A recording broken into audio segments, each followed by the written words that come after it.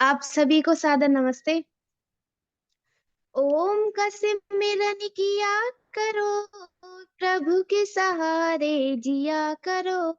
जो दुनिया का मालिक है, नाम उसी का लिया करो। ओम का सिमरन किया करो, प्रभु के सहारे जिया करो। जो दुनिया का मालिक है, नाम उसी का लिया करो। सुर दुर्लभ मानव तन तूने बड़े भाग्य से पाया है। विषयों में फंस कर के बंदे हीरा जन्म गवाया है। दुष्ट संग ना किया करो, सज्जनों से गुड़ लिया करो। जो दुनिया का मालिक है, नाम उसी का लिया करो। ओम का सिमरन किया करो, प्रभु के सहारे जिया करो। जो दुनिया का मालिक है, नाम उसी का लिया करो। सुबह शाम जप किया करो, याद प्रभु को किया करो। जो दुनिया का मालिक है, नाम उसी का लिया करो। ओम का सिमरन किया करो, प्रभु के सहारे जिया करो। जो दुनिया का मालिक है, नाम उसी का लिया करो। हर प्राणी से प्यार करो, सब में वही समाया है। मिलकर रहना सब है अपने, कोई नहीं पराया है। द्वेष भावना किया करो, दुख न किसी को दिया करो। जो दुनिया का मालिक है, नाम उसी का लिया करो। ओम का सिमरन किया करो, प्रभु के सहारे जिया करो। जो दुनिया का मालिक है, नाम उसी का लिया करो। सच्चा सुख है प्रभु भक्ति में, बातें न समझो झूठी। वही अमर पद पाते हैं, जो पीते नाम की बूटी। प्रभु नाम में रस पिया करो, राघव भूल न किया करो। जो दुनिया का मालिक है, नाम उसी का लिया करो। प्रभु नाम रस पिया करो, राघव भूल न किया करो। जो दुनिया का मालिक है, नाम उसी का लिया करो। ओम का सिमरन किया करो, प्रभु के सहारे जिया करो। जो दुनिया का मालिक है, नाम उसी का लिया करो। जो दुनिया का मालिक है, नाम उसी का लिया करो। धन्यवाद। गोविंद यादव बानोली आए और हमारे आज की जो मुख्य वक्ता है श्रद्धेय डॉक्टर राकेश कुमार आरजी, जो सुप्रसिद्ध इतिहासकार, उनको सादर आमंत्रित करिए वक्तव्य के लिए। जी,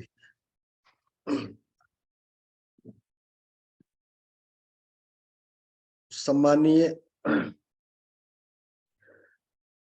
सभी श्रोतागण और सम्मानीय लखनलाल आरजी, गणतंत्र दिवस एवं बसंत पंचमी की आप सभी को हार्दिक शुभकामनाएं, बधाई।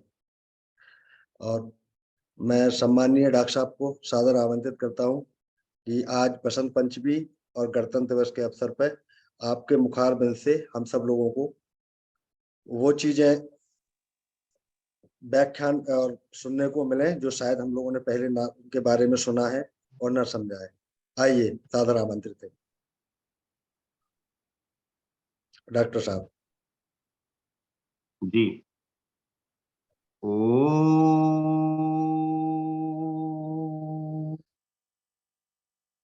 स्वस्ति पंथा मनुचरेम सूर्या चंद्रमसा विवे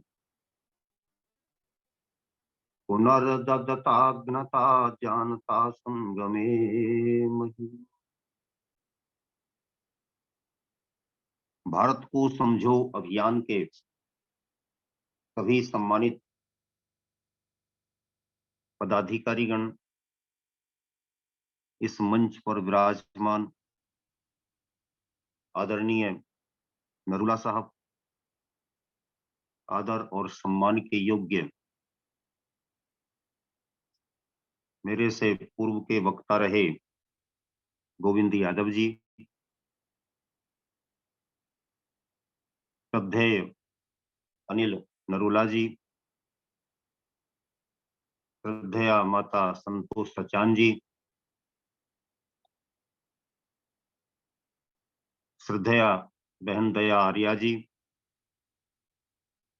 आदर और सम्मान के योग्य डॉक्टर वेद प्रकाश शर्मा जी, बलराम सेन एडवोकेट जी, और इस कार्यक्रम के आयोजक संयोजक आदर और सम्मान के योग्य हमारे लखनलाल आर्य जी। आज बसंत पंचमी के दिन तो उनका वही नाम याद आ रहा है, लाखों में एक लाल, क्योंकि कल उन्होंने हमें अपनी औकात दिखा दी। कल हमसे गायब होकर अपनी औकात हमें दिखा दी, हम कितनी औकात वाले हैं। चलिए खैर, आप सभी को गणतंत्र दिवस की हार्दिक शुभकामनाएं और साथ ही बसंत पंचमी की भी हार्दिक शुभकामनाएं। आज कई ऐतिहासिक दिन, कई मायनों में, कई अर्थों में विशेषता रखता है, विशिष्टता रखता है और विशिष्ट स्थान भारतीय इतिहास में रखता है। आज एक अद्भुत संयोग इसके साथ बन रहा है कि हम बसंत पंचमी भी मना रहे हैं। एक वैदिक पर्व, एक प्राचीन पर्व, और माघ महीने की इस शुक्ल पंचमी को ये त्योहार आता है। इस त्योहार पर हम बसंत ऋतु के आगमन के रूप में, उसके प्रतीक के रूप में उसको मनाते हैं।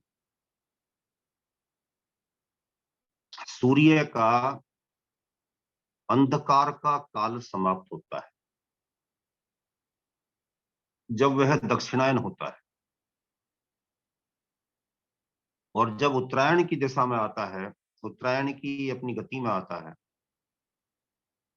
तो उसका अंधकार काल समाप्त होता है, उसके दिन का प्रकाश आरंभ होता है।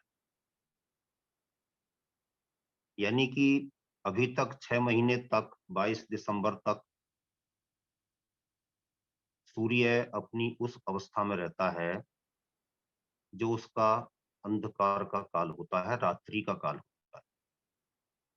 6 महीने के दिन, 6 महीने के रात, उसको यहीं पर समझ लीजिए चंद्र सूर्य की इस गति से। उसका दक्षिणायन काल, रात्रि काल, और अब उत्तरायण काल, उसका दिन का काल, उजाले का काल, प्रकाश का काल। प्रकाश के इस काल में विभिन्न प्रकार की साधनाएं होती हैं। विभिन्न प्रकार से साधक अपनी साधनाओं के माध्यम से मोक्ष प्राप्ति के लिए, जीवन को उन्नत करने के लिए, गृहस्थ को सुंदर बनाने के लिए विभिन्न प्रकार के अनुष्ठान आदि करते हैं। ईश्वर संध्योपासन में भी विशेष मन इन दिनों में लगना आरंभ होता है। तो बसंत पंचमी जो सरस्वती देवी के प्रतीक के रूप में मानी समझी जाती है, उसका अभिप्राय सीधा यह है कि इस दिन से, बसंत से आगे जो बसंत आ रहा है उसमें तो हर्षित उल्लसित होने का वातावरण, प्राकृतिक सौंदर्य चाहूं और बिखरेगा ही, बनेगा ही। परंतु ये सरस्वती की देवी, यह ज्ञान की देवी, यह विद्या की देवी इसलिए भी मानी जाती है कि इस काल में पढ़ाई लिखाई में भी अच्छा मन लगता है और व्यक्ति ज्ञान प्राप्ति के लिए, विद्या प्राप्ति के लिए विशेष प्रयत्न कर सकता है। इसलिए भी इसको एक प्रतीक के रूप में माना जाता था। प्रत्येक शुभ कार्य, शुभ अवसर पर कोई ना कोई प्रतीकात्मक ऐसी व्यवस्था हमारे ऋषियों ने बनाई जिसका कोई ना कोई वैज्ञानिक आधार था। तो ये भी उस दृष्टिकोण से जो इसके साथ कुछ चीजें ऐसी जोड़ दी गई हैं जो अवैज्ञानिक होती हैं, अवैधिक होती हैं, उन सबको अलग रख दीजिए और जो इसका वैज्ञानिक अर्थ है इसको इसको भी हम अपने आप में स्वीकार करें। तो ये सरस्वती की पूजा आराधना का विशेष समय अब हमारे लिए चला है। जो इसके बारे में बात जोड़ी जाती है कि ब्रह्मा जी ने सरस्वती को इस भूलोक में, मृत्युलोक में आज के दिन भेजा था। उन सबको वैदिक दृष्टिकोण से सोचने समझने की आवश्यकता है। उसके उस वैदिक और वैज्ञानिक अर्थ को समझने की आवश्यकता है कि ऐसा क्यों कहा गया है। ऐसा केवल इसलिए कहा गया है कि यह वेद की, ज्ञान की, विद्या की वृद्धि के प्रतीक के रूप में पर्व मनाने की हमारी प्राचीन परंपरा इस दिन के बारे में पड़ी। अब इसके हाथ में वीणा है, मुद्रा है, पुस्तक है, वीणा है, मुद्रा है, पुस्तक है, माला है। इस सब की सब हमारी आध्यात्मिक, इहलौकिक और पारलौकिक उन्नति को स्पष्ट करने वाले उपकरण है या उसके हाथ में दिए गए विशेष पुस्तक आदि के जो पात्र हैं, जो दिए गए हैं, वस्तुएं हैं। इनको हमें समझना चाहिए, इनका वैज्ञानिक अर्थ समझना चाहिए, इनका वैदिक अर्थ समझना चाहिए। खैर, तो ये प्राचीन काल से हमारे ऋषि मुनि इसको ज्ञान की देवी के रूप में, सरस्वती देवी के रूप में मनाते चले आए हैं, मानते चले आए हैं, विद्या की देवी के रूप में मानते चले आए हैं। इसी रूप में 1930 में भी ये मनाई जा रही थी और हिंदुओं का जो विशेष पर्व ये उस समय आया था, जो उत्थान का प्रतीक है, आत्मिक उत्थान का प्रतीक है, आध्यात्मिक उन्नति का प्रतीक है, हमारे इहलौकिक और पारलौकिक जगत को सुंदर और सुव्यवस्थित बनाने की विशिष्टता को लिए होता है। उस दिन के लिए कांग्रेस ने 31 दिसंबर 1929 को अपने विशेष अधिवेशन में, लाहौर के अधिवेशन में, ये निर्णय लिया कि आगामी 26 जनवरी को, जिस दिन बसंत पंचमी है, हम उस दिन तक यदि अंग्रेजों ने हमको डोमिनियन स्टेटस नहीं दिया, ये बात आप लोगों को विशेष रूप से समझनी चाहिए, या तो हमको 26 जनवरी से पहले डोमिनियन स्टेटस दे देना।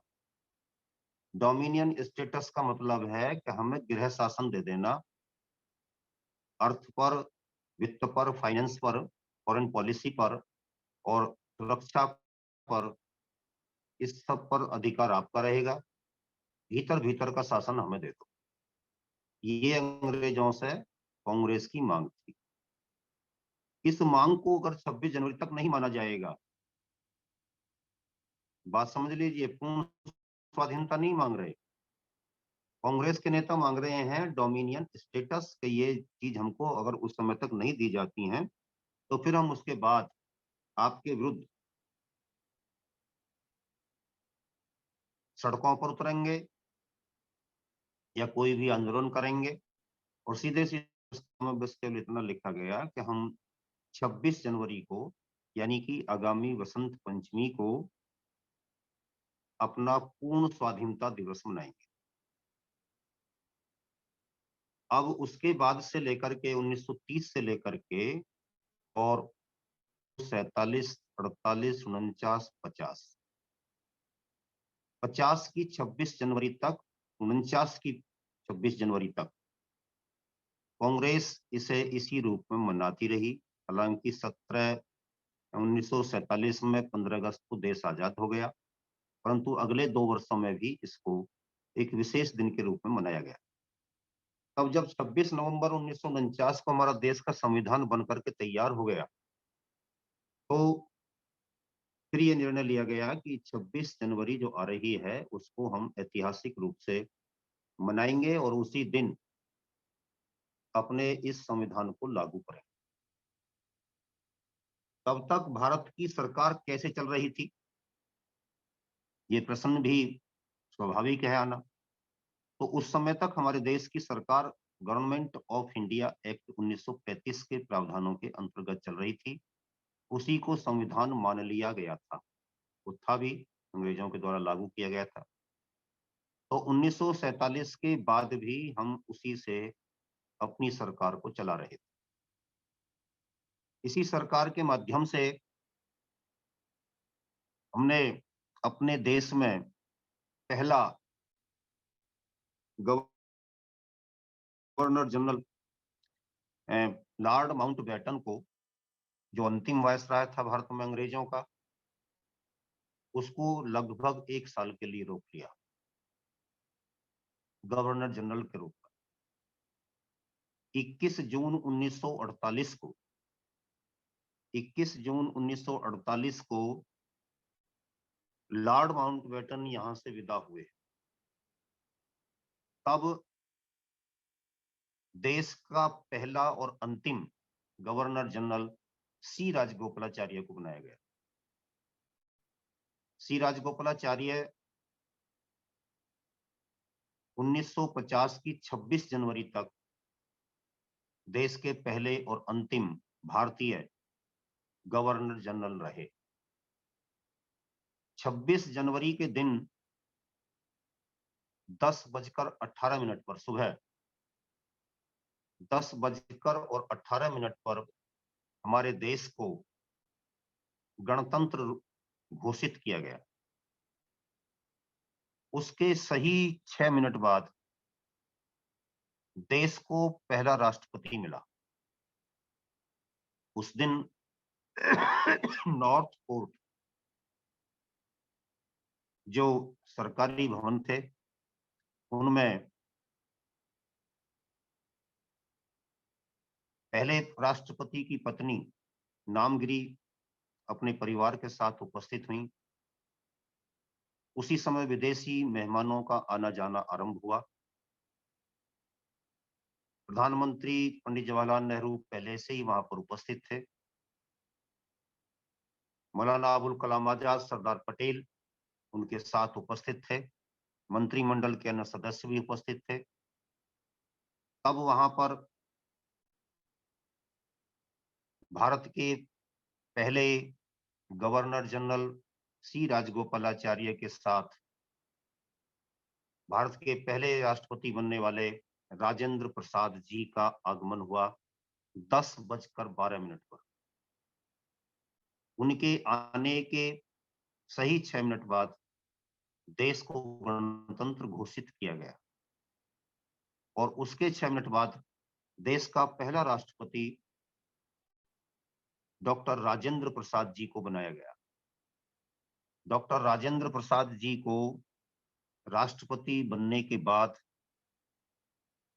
दाईं कुर्सी पर जो पहले से सी राजगोपालाचार्य जी बैठे थे, वो उधर से उठे और उनको उस सीट पर बैठाया गया और पड़ोस की बाईं ओर की सीट पर सी राजगोपालाचार्य जी बैठ गए, जो ये इस बात का प्रतीक था कि देश में सत्ता परिवर्तन हो गया। यानी अब तक जो गवर्नर जनरल 1935 के एक्ट से बना हुआ बैठा था, वो अब उस सीट से हट गया और अब एक लोकतांत्रिक ढंग से चुना हुआ राष्ट्रपति गणतंत्र का पहला राष्ट्रपति बनकर के अपने पद पर विराजमान हो चुका है। हरिलाल जे किशन दास, जय किशन नाम होता है ये, लेकिन जे किशन दास ये उस समय के हमारे सुप्रीम कोर्ट ने देश के पहले राष्ट्रपति के रूप में डॉक्टर राजेंद्र प्रसाद जी को आज के दिन शपथ दिलाई थी। इस प्रकार ये कार्यवाही पूर्ण हुई। इसके बाद डॉक्टर राजेंद्र प्रसाद जी को 31 तोपों की सलामी दी गई। बाद में इसको 21 तोपों की सलामी के रूप में परिवर्तित किया गया, 31 को कम कर दिया गया। तो ये इस तरीके से हमारे इस गणतंत्र की प्रक्रिया पूर्ण हुई और उसके बाद मई 1952 में देश के पहले आम चुनाव संपन्न हुए। 13 मई 1952 को देश की पहली पार्लियामेंट में लोकसभा अस्तित्व में आई। 13 मई के दिन अगले कई चुनाव हमारे यहाँ पर संपन्न हुए, लेकिन बाद में ये तारीखें बदल गईं और अब हम अलग-अलग तारीखों में जाकर के लोकतंत्र के इस एक महत्वपूर्ण सोपान को पूर्ण करते हैं। अस्तु, अब आते हैं इसी दिन की एक और ऐतिहासिक घटना पर। वो घटना है रानी गाइडिनल्यू के बारे में। रानी गाइडिनल्यू नागालैंड की थी और 1915 में उनका जन्म 26 जनवरी के दिन ही हुआ था। बचपन से ही उनके भीतर देशभक्ति के भाव भरे हुए थे। उन्होंने भारत को आजाद करने के लिए जो बचपन में एक विशेष प्रकार के खेल होते हैं, अपने संग सहेलियों के साथ उनको खेलना आरंभ किया। उसके आधार पर वह अपने आप को एक सैनिक टुकड़ी की रानी लक्ष्मीबाई बना करके दिखाती थी। उससे लगता था कि इस बच्चे के भीतर कुछ विशेष प्रकार के गुण हैं जो आगे जाकर के मुखरित होंगे। 13 वर्ष की अवस्था में नागा नेता जादो नाग उस समय विशेष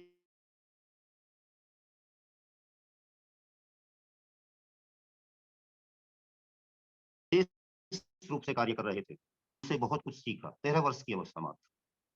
13 वर्ष की अवस्था में जादो नाग जी ने उनके भीतर देशभक्ति के भाव भरे। अब संयोग की बात थी कि 29 अगस्त 1931 को इनको जादो नाग जी को अंग्रेजों ने फांसी की सजा दे दी। इसके बाद नागा लोगों का आंदोलन नेतृत्व विहीन हो गया। देखिए अपने देश की विशेषता और इसके यहाँ पर जो लोग ये कहते हैं कि हमारे राजा या हमारा सेनापति हट गया तो उसके बाद सेनाएं अपने आप सरेंडर करके भाग जाती थी। यहाँ पर अनेक उदाहरण इस तरीके के जिन पर हम पूर्व में भी विचार प्रस्तुत करते रहे हैं कि लोगों ने अपने नेता का, अपने राजा का, अपने सेनापति का इंतजार नहीं किया और यदि विषम परिस्थिति आई तो उसमें तुरंत उन्होंने अपने आप को प्रस्तुत कर दिया, नेतृत्व विहीन नहीं होने दिया। और नेतृत्व विहीन नहीं होने देने का परिणाम यह निकला कि हमारी स्वाधीनता का जो आंदोलन था वो सतत प्रवाहित रहा, प्रवाहमान रहा। यही स्थिति यहां पर हुई। गाइडिनल्यू की अवस्था मात्र 16 वर्ष थी और 16 वर्ष की इस अवस्था में इस रानी ने अपने आप को जादो नाग के स्थान पर प्रस्तुत कर दिया।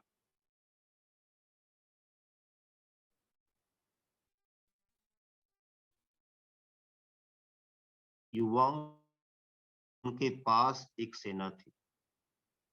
उस सेना को लेकर के वे अंग्रेजों के विरुद्ध मैदान में डट गईं। छापामार युद्ध करती थीं और अंग्रेजों को मार पीट करके जाकर के पीछे पहाड़ों में छिप जाती थी। अब समस्या ये थी कि उनके पास में कोई किला नहीं था। इतनी बड़ी सेना के लोग यदि मिलने के लिए आ जाएं तो कहीं बैठाने के लिए कोई जगह नहीं थी। तो क्या किया जाए? तो उन्होंने असम राइफल्स के केंद्र पर हमला किया और उसको परास्त करके उस क्षेत्र को अपने कब्जे में लेने का सफल प्रयास किया। अब ये जो घटना थी, रानी तो अपने अस्तित्व की लड़ाई लड़ रही थी और उधर अंग्रेजों के लिए ये एक बहुत बड़ी चुनौती हो गई थी कि उनके रहते हुए इस तरीके से एक घटना घटित हो तो सीधे सीधे समझो कि उनको चुनौती दी गई थी, बहुत बड़ी चुनौती थी। और रानी का बहुत बड़ा साहस था। उन्होंने 16-17 वर्ष की अवस्था में इतना बड़ा कार्य करके दिखा दिया। ये 1932 की बात है।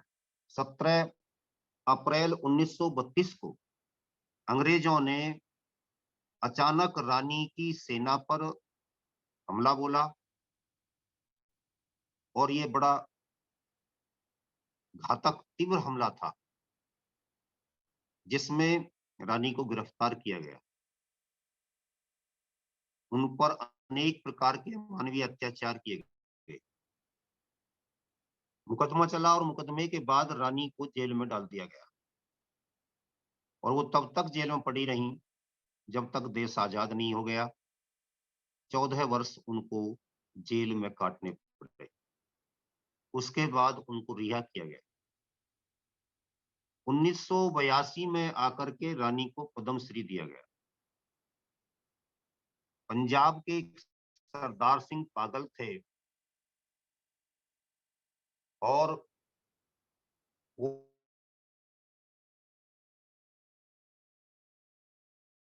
वो पंजाब केसरी में लिखा करते थे। फुला जी जानते होंगे, सरदार सिंह पागल तरन तारण के रहने वाले थे। अपना नाम टाइटल उन्होंने पागल रख लिया था, पागल नहीं थे। एक बार उन्होंने ज्ञानी जी से कहा था, उनके लिए पत्र लिखा था, ज्ञानी जी पता है कि मैं अपने आप को पागल क्यों लिखता हूं? तो कहने लगे कि सरदार स्वर्ण सिंह ने जब पंजाब के मुख्यमंत्री के रूप में वो काम कर रहे थे तो मुझे बुलाया था और कहा था कि इस समय गंगा बह रही है, तू भी अपने आप को दिखा दे कि मैं 6 महीने फला जगह जेल में रहा था, तो मैं तेरी भी पेंशन बना दूंगा, स्वतंत्रता सेनानी की पेंशन, जिंदगी भर मौज करेगा। तो पागल लिखते हैं उस डायरी में कि मैंने सरदार स्वर्ण सिंह से कहा था कि मैंने देशभक्ति बेचने के लिए नहीं दिखाई, इसकी कोई कीमत नहीं लूंगा। तो सरदार सिंह पागल से स्वर्ण सिंह, सरदार स्वर्ण सिंह ने कहा था कि पागल है। बस उसने पागल है का टाइटल ही उस दिन से पकड़ लिया। तो हमारे यहाँ पर ऐसे पागल बहुत हुए। इन्हीं बिगड़े दिमागों में भरे अमृत के लच्छे हैं, हमें पागल ही रहने दो कि हम पागल ही अच्छे हैं। देशभक्ति को बेचेंगे नहीं। तुमने फर्जी प्रमाण पत्र बनवाए और उन फर्जी प्रमाण पत्रों के बारे में के आधार पर जीवन भर उससे मौज लेते रहे लोग, लेकिन ऐसे देश धर्म के दीवाने भी इस देश में रहे। तो जब इस देश में इस प्रकार से प्रमाण पत्र बांटे जा रहे थे और अपने को अंधा बांटे रेवड़ी और अपने को ही दे, जब ये प्रक्रिया अपनाई जा रही थी, तब ये रानी गाइड इन लियो कहीं नजर नहीं आई किसी को। 1982 में जाकर के इनको पद्मश्री दिया गया। जिसने 14 साल जेल में काटे थे, उनके साथ ऐसा उपेक्षा का व्यवहार हुआ। तो आज हम अपनी उस रानी को, जो 1993 में इस संसार से गई, उपेक्षित जीवन जीते हुए, कोई सम्मानपूर्ण जीवन उनका नहीं था सरकारी स्तर पर। वैसे तो हमारे आप जैसे लोगों की नजरों में तो उनका विशेष सम्मान था, आज भी है। पुरानी गाइड इन ल्यू कि क्योंकि आज जयंती भी हम मना रहे हैं, तो अपने गणतंत्र दिवस के इस पवित्र अवसर पर और इस वसंतोत्सव पर उन्होंने भी जो उस समय वसंत खेला था और वसंत के अर्थ को सार्थक किया था, इसलिए उनको भी विनम्र श्रद्धांजलि। अब आते हैं आज की एक तीसरी घटना पर, और उसके लिए हमारे आयोजक महोदय, संयोजक महोदय विशेष रूप से कई दिन से मेरे से कह रहे थे। मैंने भी जानकर कि उसको बाद में रखा है ताकि थोड़ा सा ये इंतजार कर लें। हमारे आज के हीरो, क्रांति नायक, धर्म के ध्वजवाहक, संस्कृति रक्षक, धर्मवीर हकीकत राय का बलिदान दिवस भी आज है, जिस पर हमको बड़ा गर्व होता है। एक छोटा सा बच्चा और ओज और तेज से भरा हुआ, जो आज कहते हैं ना दूसरों को, निरपराधों को मारने के लिए फिदायीन हो जाते हैं, ये वो फिदायीन हैं, आत्मघाती हिंदी में जिसको कहते हैं, जो देश और धर्म के लिए फिदायीन हुए। मैं तेरी हर अदा पर फिदा हूं, ये जो कहा जाता है उसी से फिदायीन बना है। और देश की मिट्टी के कण कण पर फिदा हो जाने वाले वीरों की भूमि अगर कहीं संसार में मिलती है तो वो केवल और केवल भारतवर्ष।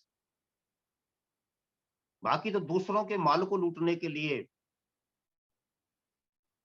दूसरों की महिलाओं पर अवैध कब्जा करने के लिए, दूसरों को बलात् धर्मांतरित करने के लिए लोगों ने किसी न किसी प्रकार की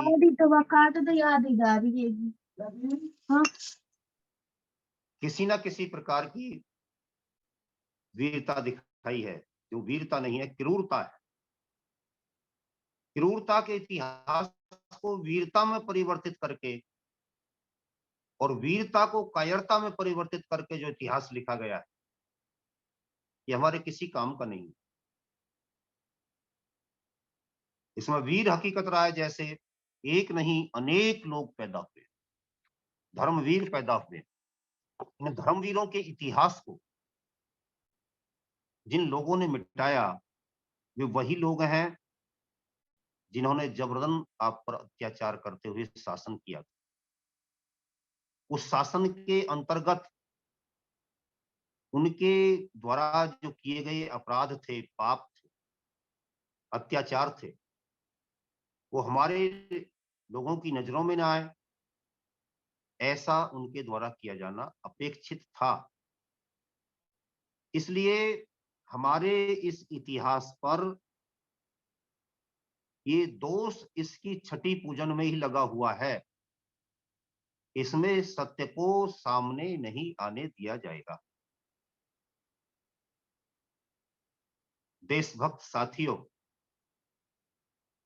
हमारे इस वीर का जन्म, हकीकत वीर का जन्म 1720 1724, ये दो तिथियां आती हैं, क्योंकि एक्चुअल तिथि जानकारी में आ नहीं पाई है, लेकिन फिर भी 1720 को ही अधिक मान्यता दी जाती है। जब आपने इसकी कहानी को प्रचलित अर्थों में सुना होगा, तो आपने सुना होगा कि इसके माता पिता जहांगीर के पास गए और जहांगीर के दरबार में जो एक घंटी लटकी रहती थी, जिसकी जंजीर बाहर से खींची जाती थी, उसको उन्होंने जाकर के खींचा लेकिन जहांगीर के यहाँ से भी उनको कोई विशेष लाभ नहीं मिला। लेकिन मैं ये कहता हूं कि जहांगीर का जन्म हुआ था 1568 में और 1627 में संसार से वो चला गया,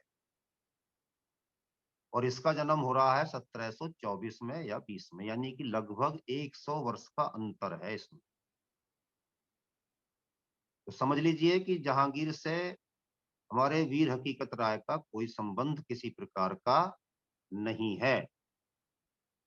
उसके बाद भी उससे जोड़ना गलत है, इसीलिए तथ्यों को स्पष्ट करते हुए मैं बोलने का प्रयास करता हूं। यदि कोई जहांगीर के जमाने की बात कहे या शाहजहां के जमाने की बात कहे तो उसको रोक दो। नहीं, उस समय तो इसका जन्म ही नहीं हुआ था। हकीकत राय जी उस समय तो पैदा ही नहीं हुए थे। इनके पिताजी का नाम कहीं कहीं बाघमल मिलता है, बाघ, चीते को जो कहते हैं, कहीं कहीं बाघमल मिलता है, कहीं कहीं वो भागमल मिलता है। शब्द कोई सा भी हो, लेकिन बाघमल जो है वही उपयुक्त है। इसलिए नहीं कि हमारा हीरो है और हम अपने हीरो को और अधिक हीरो के रूप में स्थापित करना चाहते हैं, लेकिन शब्द भी बाघमल ही है। माता का नाम कहीं कौरा मिलता है, लेकिन गोरा था, कौरा कोई नहीं होता, गोरा नाम था। और गोरा बहुत ही संस्कारित महिला थी। वेदों के बारे में, अपने इतिहास के बारे में, अपने महापुरुषों के बारे में उनकी गहन रुचि थी। बच्चे को 10 वर्ष तक, उनका जन्म सियालकोट में हुआ था, 10 वर्ष तक अपने बच्चे को उन्होंने विद्यालय में नहीं भेजा था। अपने घर पर ही उसकी शिक्षा दीक्षा इस तरीके की कर दी थी कि उसके भीतर वैदिक संस्कार, आर्य संस्कृति के संस्कार कूट कूट कर भर गए थे 10 वर्ष के बच्चे के। यहाँ पर अप्रत्याशित कुछ नहीं होता है। अभी आपने रानी गाइडिनलियो को देखा, वो जो अपना चमत्कार दिखा रही थी, कर्तव्य दिखा रही थी, वो 16 साल की अवस्था में दिखा रही, 13 साल की अवस्था में जाकर के वो अपने नेता के पास जाकर के राजनीति सीख रही थी, संगठन को चलाने की कला सीख रही थी। जो गुड़ियों से खेलने का समय होता है, उसमें वो गुड़ियों से नहीं, हथियारों से खेल रही। जो कहते हैं कि हम तेगों के साए में पले हैं, बढ़े हैं, हमने उन्हीं उन्हीं को समाप्त करने के लिए 13-13 साल के बच्चों ने अपने अपने क्षेत्र में काम किए। 10 वर्ष के बच्चों ने अपने धर्म को समझ करके, अपने धर्म की के मर्म को समझ करके उस पर मर मिटने का संकल्प किया।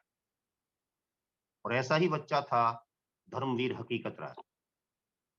सरदार किशन सिंह, सरदार किशन सिंह की बेटी थी जिसका नाम था दुर्गा लक्ष्मी। उनसे इनका विवाह बचपन में ही हो गया था। उस समय बाल विवाह की प्रथा थी, और बाल विवाह उस समय कोई अपराध नहीं था, बल्कि देश काल परिस्थिति के अनुसार हमारे लोगों के द्वारा लिया गया एक निर्णय था, जिसमें छोटे से बच्चे को चुपचाप रात्रि में हमारे लोग शादी किया करते थे। विवाह की एक प्रणाली हो गई थी कि जहां मुस्लिम क्षेत्र में हमारी बहुएं जाती थीं, बेटियां बहू बनकर के जाती थीं, तो पहले दिन उनको वहां भेजा जाता था जो उस क्षेत्र का मुस्लिम मुखिया होता था। इसलिए छोटी सी बच्ची को गोद में उठा करके ले गए और चुप अपने घर में रख लिया, वहीं पढ़ा लिया, लिखा लिया, जितना बताना था घर के भीतर बंद करके पढ़ा लिया, बाहर निकलने नहीं देंगे। तो बाप बेटी को अपनी इज्जत बर्बाद ना हो इसलिए जल्दी घर से निकालता, ऐसी कोई विशेष परिस्थिति ना आ जाए जिसमें मेरी इज्जत बर्बाद। ये देश काल परिस्थिति के अनुसार कितने दुख के साथ वो निर्णय लेते होंगे। कालांतर में रूढ़ी बनी तो हमारे जी का जंजाल बन गई, जिसको महर्षि ध्यान जी ने आकर के खड़ा होकर के कहा ये तो देश काल परिस्थिति के अनुसार लिया गया निर्णय था भाई, अब इसको बदलो। इस पर लकीर के फकीर मत बनो, ये आवश्यक नहीं है। यदि कहीं परिस्थितियां अनुकूल हैं तो जरूरी नहीं है कि आप बाल विवाह करें। खैर, उस समय ये स्थिति थी, परिस्थितियां थीं, तो वीर हकीकत राय की शादी, उनका विवाह भी बाल अवस्था में ही कर दिया गया था। माता के दिए गए संस्कार बड़े काम आ रहे थे। जब 10 वर्ष की अवस्था में उनको मौलवी के पास फारसी पढ़ने के लिए भेजा गया, तो वहां पर जो मुस्लिम बच्चे थे वो उनसे अक्सर बहस मुबाहसा किया करते थे, चर्चाएं किया करते थे, जिनको हम सब शास्त्रार्थ कहते हैं। उन शास्त्रार्थों में हकीकत राय कभी उनको आगे नहीं जाने देता था। इस बात की चर्चा मौलवी तक भी पहुंच गई थी। देखिए, यहाँ पर दूसरी घटना पढ़ाई समझाई जाती है कि बीवी फातिमा को गाली दे दी थी, बच्चे बच्चे लड़ रहे थे आपस में, उन्होंने ये नहीं था। इस तथ्य को हमें ठीक कर लेना चाहिए। उस रूटीन की घटना को भूलते हुए एक दिन ऐसी घटना हुई कि उसमें उन्होंने जो बीवी फातिमा को गाली दे दी, उन्होंने गीता को गाली दे दी थी या सीता जी को दे दी थी, ये नहीं था। प्रसंग ये था कि प्रत्येक दिन की जो चर्चाएं बच्चों में हुआ करती थी, हमारा हिंदू धर्म ऐसा, तुम्हारा ऐसा, उसमें वो बच्चा अपने वैदिक धर्म की मान्यताओं पर अच्छी चर्चा किया करता है। इस अच्छी चर्चा को मौलवी तक भी पहुंचा दिया गया। तब एक दिन बच्चों ने देखा, उन्होंने कहा कि अगर ये मानता नहीं है तो इसकी ठुकाई कर देना तुम। मौलवी ने कहा। अब इस पर बच्चों ने बिगड़ करके उसकी पिटाई कर दी। जब मौलवी आया, मौलवी ने कहा कि क्या बात थी। बच्चा जाकर के रो करके हकीकत राय उससे शिकायत करता है। उसने कहा कि बात कुछ नहीं थी जी, ये हमारी बीवी फातिमा को गाली दे रहा था। यहां से उस घटना को इस तरीके से मोड़ दिया गया। और इसके बाद उस मौलवी ने भी जो बच्चे को यातनापूर्ण ढंग से पीटा, वह अत्यंत दर्दनाक। उस मौलवी ने पीटते पीटते बच्चे को बेहोश कर दिया, धरती पर गिर पड़ा। बेहोशी की हालत में भी वह अत्याचारी मौलवी अपने बच्चों को संकेत करता है कि इसको उठाओ और शहर के काजी के पास लेकर के चलते हैं। अब उसके बाद आमिर बेग नाम का मौलवी के बाद जो वहां का शहर का काजी था, उसको आज भी इनके यहाँ पर कुछ न्यायिक शक्तियां प्राप्त होती हैं। काजी के पास लेकर के जाते हैं। काजी घटना को सुनता है। बच्चा पहले ही बहुत पिट चुका था, बेहोशी की अवस्था में था। कुछ देर में होश आता है, मामले की सुनवाई होती है। 1-2 रोज गुजर जाते हैं। बच्चा को आवश्यकता थी आराम करने की। तब तक माता पिता और उनके संबंधी भी उस आमिर बेग की कोर्ट के सामने जाकर के खड़े हो जाते हैं। ये स्थिति, जो लोग ये सोचते हैं या हमारे सामने कह दिया करते हैं कि तो 14वीं शताब्दी की बात थी जी, या 17वीं 18वीं शताब्दी की बात थी, अब से बहुत पुरानी बातें थी, अब वो समय नहीं है। मेरे पास आज ही एक वीडियो पाकिस्तान से आई। वहां का एक एमपी पार्लियामेंट में खड़े होकर के रो रहा है और वो कह रहा है कि 10 वर्ष की बच्चियां, 12 वर्ष की बच्चियां आपके अत्याचारों को झेल रही हैं। और मेरे क्षेत्र में, अमुक क्षेत्र में फला दिन फला ये घटना घटित हुई। मैंने डीएसपी से जाकर के मुलाकात की तो उसने कहा कि इसने स्वेच्छा से इस्लाम कबूल किया है। वो कहता है कि जिस बच्ची के लिए अभी सोचने समझने की कोई क्षमता नहीं, जो कुरान की एक आयत नहीं जानती, कलमा पढ़ना नहीं जानती, उसको आपने इस्लाम कबूल करा दिया। अब अत्याचार इतने अधिक बढ़ गए हैं कि हम पर रहा नहीं जाता, देखा नहीं जाता। खुदा के रहम से हम पर दया करो, इस तरीके से हाथ जोड़ करके वहां की पार्लियामेंट में वो व्यक्त कह रहा। तो जो सोच उस समय थी, हकीकत के समय में वही सोच उस क्षेत्र में आज भी काम कर रही। सहृदयता, समैत्री, करुणा, मुदिता, सद्भावना, ये बहुत अच्छे गुण हैं, मानवीय गुण हैं। इनकी कोई मुखालफत नहीं कर सकता, इनका कोई विरोध नहीं कर सकता, हम भी नहीं करते। परंतु ये एक तरफा नहीं चलते हैं। अगर आप इस तरीके की नैतिकता का प्रदर्शन कर रहे हैं, तो अगले से भी अपेक्षा की जाती है कि वह भी ऐसा ही हो। और यदि वह ऐसा नहीं है तो सठे साठम समाचरित की नीति काम करती है, टिट फॉर टैट की पॉलिसी काम करती है। तो वीर हकीकत राय के साथ जो कुछ हुआ, जो नीचे का अदालत का निर्णय था काजी वाला,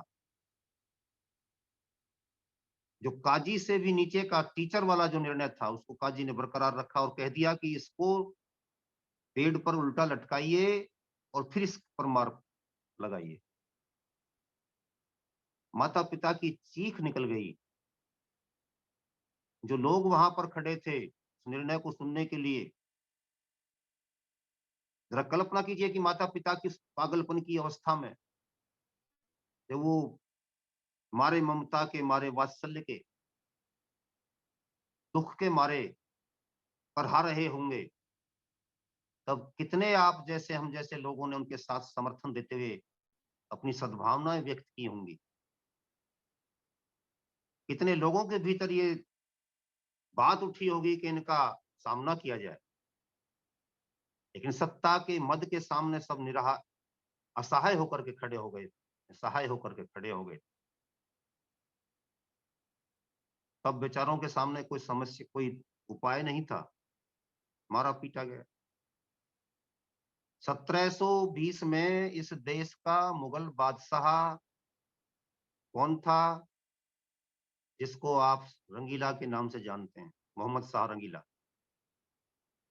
1719 में बना था और 1748 तक रहा था। नादिर शाह का आक्रमण उसी के समय में हुआ था।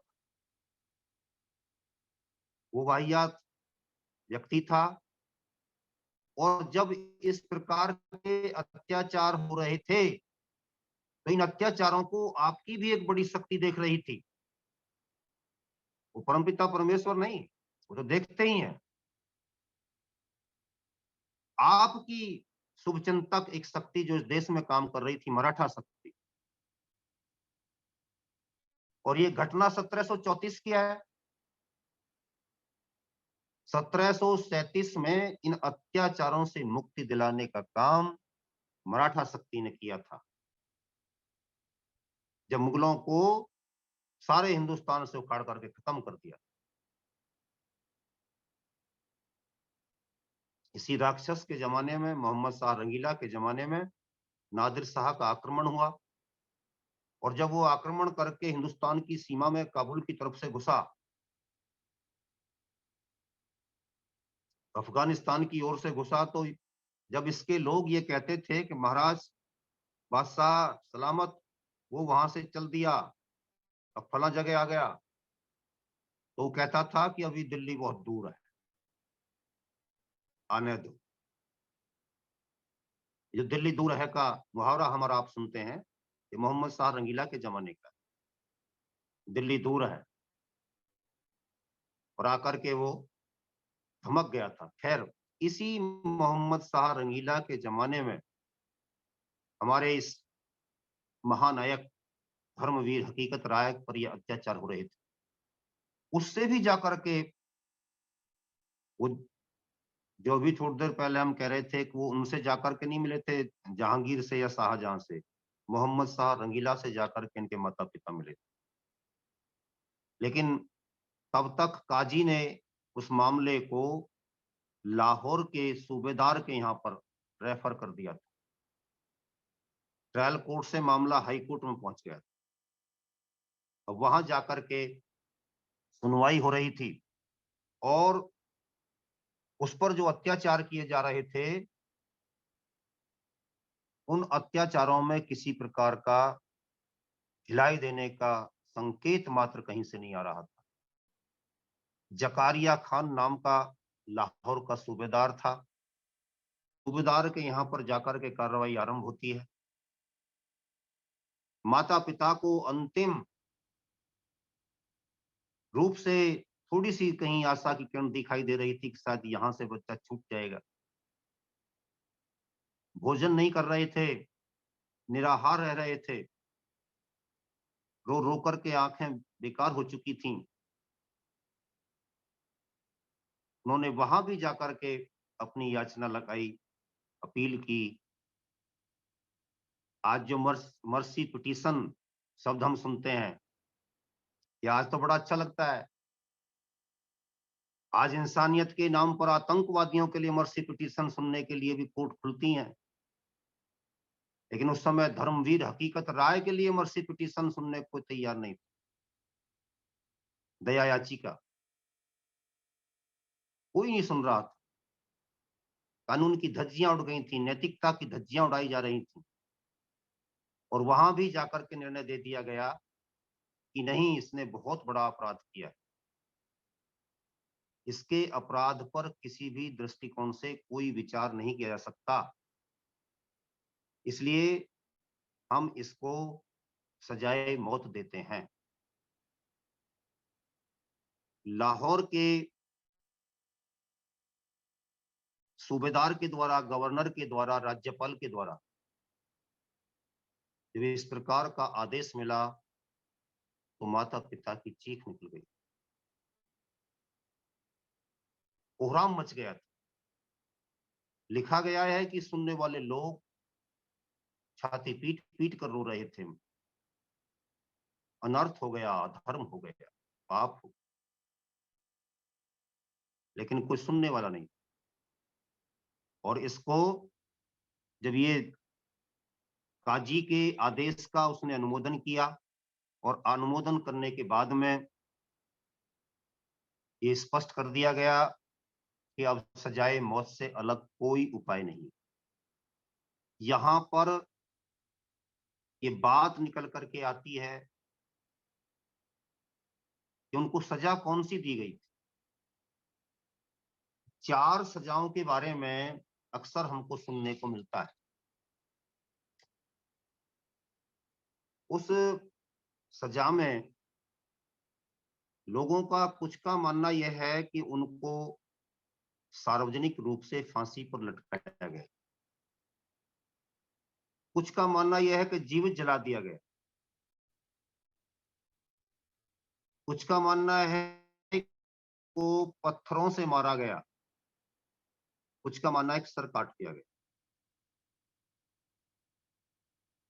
तार्किक आधार पर यदि इन चारों सजाओं में से देखें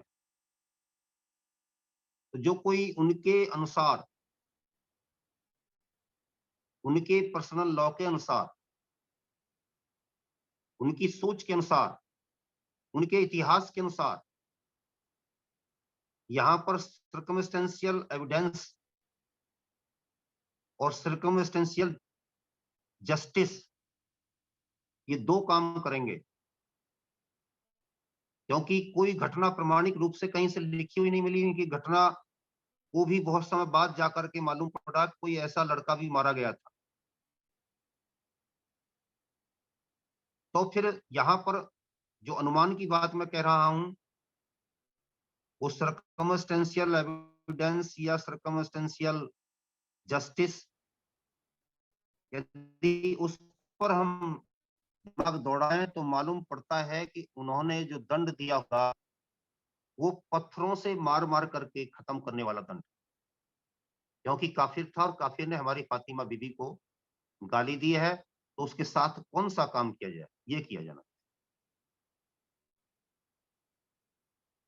तो बच्चे को लाहौर में आधा जमीन में गाड़ दिया गया और उसके बाद उस पर पत्थर पड़ने आरंभ। पत्थर मारे जा रहे थे, जब वो लहूलुहान हो गया, बेहाल हो गया, तब किसी जल्लाद ने उनका सर ऊपर से काट करके अलग कर दिया। इससे पहले हकीकत राय को अनेक प्रकार के प्रलोभन दिए गए। लाहौर के उस सूबेदार ने अपनी बेटी का विवाह करने तक का प्रलोभन दिया। उनकी पत्नी दुर्गा लक्ष्मी ने आकर के बातचीत करते हुए उनसे स्पष्ट किया कि महाराज, मैं आपको जीवित देख लिया करूंगी, इसलिए आप विवाह कर लो, लेकिन जीवित रहे आओ, मैं उसमें भी सब्र कर लूंगी। उसने कहा, दुर्गा, तू इतना बुजदिल मानती है मुझे? 1719 में जन्मा बच्चा, 20 में जन्मा बच्चा, 1734 में 14 वर्ष का, गाइडिन लियो 16 वर्ष की, और ये बच्चा 14 वर्ष का। 14 वर्ष का बच्चा क्या कह रहा है? तू मुझे इतना कमजोर मानती है कि मैं पीछे हट जाऊं? नहीं। माता पिता कहते हैं बेटा मान जाओ, बोले नहीं मानूंगा। मत नहीं तो संस्कार दिए थे ये, मेरा धर्म सबसे अच्छा है, मानवीय है। तैने तो मुझको बताया था कि इसमें कोई मरता नहीं, क्योंकि जीवात्मा समाप्त नहीं हो सकती, अजर और अमर है। उसकी अजरता और अमरता का संदेश तूने दिया है, तो केवल शरीर का रूपांतरण मात्र हो जाने को तू मृत्यु मानने लगी अब मेरे लिए? ये तो कुछ वैसी ही बात हुई जैसे एक जज रोज मृत्यु दंड देता है, लेकिन जिस दिन अपना बेटा मर्डर के केस में आ गया फंस करके, तो जज साहब कहने लगे कि ये बड़ा अमानवीय है, मृत्यु दंड देना बड़ा अमानवीय है, ये नहीं देना चाहिए। अब तक उसको अमानवीय नहीं दिखाई दिया, आज बेटा को सजा देने लगा तो आज उसको ये अमानवीय दिखाई देने लगा। तो उसने कहा कि माँ, आज तुमको ये ऐसी बातें शोभनीय नहीं है, शोभा नहीं देती। आप जिन आदर्शों को, जिन ऊंची बातों को, अच्छी बातों को, वेद की बातों को मुझे बताया करती थी, अपनी उन्हीं बातों पर रहो, मेरा शरीर का रूपांतरण मात्र होगा। छोटे से बच्चे में परमपिता परमेश्वर ने कितनी ऊर्जा भर दी, कितना तेज भर दिया कि मरने का कोई किसी प्रकार का प्रायश्चित भाव, कोई शोक का भाव उसके चेहरे पर नहीं था।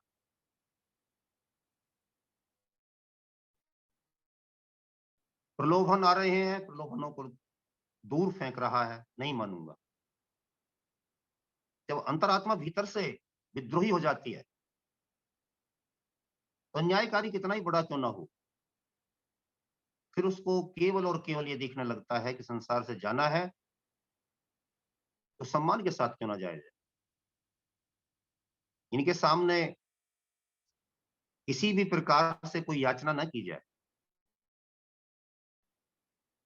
एक ही अनुभव हुआ है आदमी की जात से, जिंदगी काटे नहीं कटती महज जज्बात से। एक ही अनुभव हुआ है आदमी की जात से, जिंदगी काटे नहीं कटती महज जज्बात से। आह भरने से नहीं सयाद पर होता असर, आहा भरने से नहीं सयाद पर होता असर, अरे टूटता पाषाण है पाषाण के आघात से, टूटता पाषाण है पाषाण के आघात से। ये वीर हकीकत राय पर ऊपर, उसके ऊपर ये बात जम चुकी थी, आ चुकी थी। किसी शायर ने इन्हीं के लिए लिखा है। महसूस हो रहे हैं वादे फना के झोंके, खुलने लगे हैं मुझ पर असरार जिंदगी। जो अभी कुछ दिन पहले हम इस शेर को बोल रहे थे, इन्हीं के लिए लिखा गया शेर। अब तो मुक्ति के झोंके मुझे महसूस हो रहे हैं, वादे फना के झोंके। इस बंधन से कटूंगा हटूंगा, जिसको तुम मिटना कह रहे हो मिटना नहीं है। खुलने लगे हैं मुझ पर असरार जिंदगी के, असरार माने रहस्य, राज, सीक्रेसी। सारी चीजें अब मुझे पर दिखने लगी हैं। इसलिए उस बच्चे ने पीछे हटना स्वीकार नहीं किया। वह हमारा हीरो बन गया, नायक बन गया, धर्मवीर बन गया। इसलिए हमारे लिए श्रद्धा का पात्र बन गए। हकीकत की हकीकत को हम जान कब पाए, यदि इस पर विचार करें तो 1782 की घटना है। देखिए, मृत्यु 1734 में, 1782 में जाकर के अगर सिंह नाम के एक राइटर ने उन पर, एक कवि ने उन पर पहली कविता बनाई, पहला गीत बनाया। उससे पहले वो अंधकार के काल में समाये हुए थे, कोई पूछने वाला कुछ नहीं था, मिट गए थे। लेकिन 1734 और 1782 में 48 वर्ष का अंतर था, कोई ज्यादा अंतर नहीं था। 48 वर्ष पुरानी घटनाओं को देखने वाले, सुनने वाले बहुत रहते हैं। जिनकी 80 वर्ष की अवस्था होती है, 70 वर्ष की अवस्था होती है, उनके लिए 50 वर्ष पुरानी घटना कोई ज्यादा पुरानी नहीं रहती। तो उन्होंने पहली बार उन पर कविता लिखी, और उस कविता को 20वीं शताब्दी में आकर के, 1782 की घटना है, उस कविता पर काम हुआ 20वीं शताब्दी में आकर। और 20वीं शताब्दी में भी 1905 एक और 1910 के बीच में आकर के कुछ काम आगे बढ़ना आरंभ हुआ। यानी इतनी देर तक वो घटना भी, वो कविता जो थी, वो चुपचाप कहीं पड़ी रही,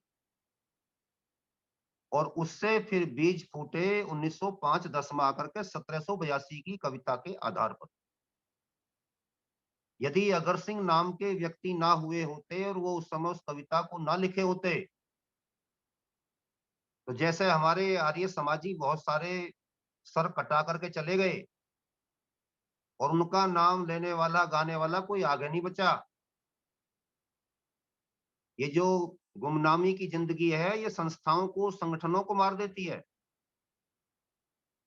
कैसे मार देती है? किसके पास तो कुछ है ही नहीं। आपने अपने आर्य विद्वानों का, आर्य भजनोपदेशकों का, आर्य सन्यासियों का, आर्य क्रांतिकारियों का इतिहास सहेज कर नहीं रखा। तो आगे जाकर के इसके बारे में पूछा जाएगा, तुम तो 80% की बात करते हो जी, तुम कहते हो स्वतंत्रता आंदोलन में 80% आपके लोग थे। जरा प्रमाणित कीजिए इसको। 100-200 साल बाद कौन प्रमाणित करेगा आप में से? इसलिए इतिहास का लेखन बहुत आवश्यक है, यहाँ तक कि अपने संगठन का भी लेखन आवश्यक है। यदि आज आप भारत को समझो अभियान के माध्यम से कोई काम करने जा रहे हो, तो इसकी भी डेटाज सारे क्लियर होने चाहिए, ताकि आगे जाकर के लोगों को ये मालूम पड़े कौन लोग थे जिन लोगों ने बैठ करके ये 23 जनवरी को संगठन स्थापित किया। इसलिए चीजों को सहेज कर रखना बड़ा आवश्यक होता है। तो ये व्यक्ति, ये महानायक, ये क्रांति नायक, ये धर्मवीर, यदि अगर सिंह की कविता ना होती तो ये हमारे बीच से मिट गया होता। 1905-1910 में आकर के आर्य विद्वानों ने इसको उठाना आरंभ किया। ये आर्य भजनोपदेशकों का बहुत भारी ऋण है इस देश पर, जिन्होंने अनेक ऐसे अनाम योद्धाओं को, धर्मवीरों को निकाल निकाल करके पता नहीं कहां कहां से लाए और देश के सामने प्रस्तुत किया। देखिए इस देश की क्या विशेषता है, लोगों को जगाया और आर्य समाज की इसी परंपरा को आगे बढ़ाने का काम हम और आप भारत को समझो अभियान के अंतर्गत करने जा रहे हैं। हम भी वही काम उसको आगे बढ़ा रहे हैं, हमने कोई कोई नई बात नहीं कही है, लेकिन हम नया काम करने जा रहे हैं तो महर्षि दयानंद के उन सिपाहियों के द्वारा डाली गई परंपरा को ही आगे बढ़ाने का काम कर रहे हैं। ओ 3 बंगाली लेखक, हाँ मैं समापन की तरफ चल रहा हूं, 3 बंगाली लेखक यहाँ पर हुए और उन्होंने इन पर निबंध लिखा 1905 और 1910 में। उस निबंध को आधार बना करके आर्य विद्वानों ने इन पर लिखना आरंभ किया, इन पर बोलना आरंभ किया, इन पर कितनी कविताएं बनी, उन कविताओं के माध्यम से देश जागरण का कार्य किया, क्रांति मचाने का काम किया। तो अपने इस क्रांति नायक को भी हमें आज याद रखना चाहिए। मैं यहाँ पर थोड़ी सी 2-3 बातें कह करके विराम की तरफ जा रहा हूँ। हिंदू महासभा भवन के प्रवेश द्वार पर दिल्ली में हमारे भाई परमानंद जी, जो 1933 के करीब हिंदू महासभा के अध्यक्ष हुआ करते थे, स्वामी श्रद्धानंद जी के परम सहयोगी रहे थे और विदेशों में उन्होंने लाला हरदयाल जी जैसे लोगों को भेज करके विशेष काम किया था। मदन लाल धिंगड़ा जैसे लोग उनके संपर्क में रहे थे, विदेशों में क्रांति मचाई थी, यहाँ पर भी उन्होंने बड़ा काम किया था। उन्होंने हमारे धर्मवीर की जो मूर्ति है संगमरमर की, उसको डॉक्टर गोकुल चंद नारंग जी ने इन पर विशेष प्रबंध, शोध प्रबंध लिखा, कार्य किया। तब इनकी एक प्रतिमा हिंदू महासभा के प्रवेश द्वार पर बनी हुई सीढ़ियां, 20 सीढ़ी हैं जिनको चढ़ने के बाद में हम उस पर ऊपर जाकर के लगते हैं, तो उसके बिल्कुल सामने इसकी प्रतिमा को स्थापित करवाया। इससे अलग कहीं उनकी कोई प्रतिमा पूरे देश में नहीं थी, क्योंकि मिल ही नहीं सकती थी। इनके नाम का सफेद संगमरमर का पत्थर विशेष रूप से मंगवाया गया था, उसको तराश करके मूर्ति। इनकी समाधि सियालकोट में है और एक इनकी समाधि होशियारपुर जिले में भी है। बपोली के बाबा भंडारी नामक स्थान पर इनकी समाधि मिलती है। एक मंदिर बटाला में मिलता है और इनकी धर्मपत्नी दुर्गा का भी वहां पर मंदिर है। जब आर्य समाज ने इस पर विशेष धूम मचाई और बंगाली लेखकों के लिखे हुए लेख प्रसिद्ध हुए, डॉक्टर नारंग का शोध प्रबंध प्रकाश में आया, इनकी मूर्ति यहाँ पर स्थापित हुई, तो लोगों ने उन समाधियों पर जाना आरंभ किया। इस प्रकार से काल की गाल में समाई हुई समाधियां आर्य समाज ने फिर से साफ सुथरी करके देश को ला करके दे दी।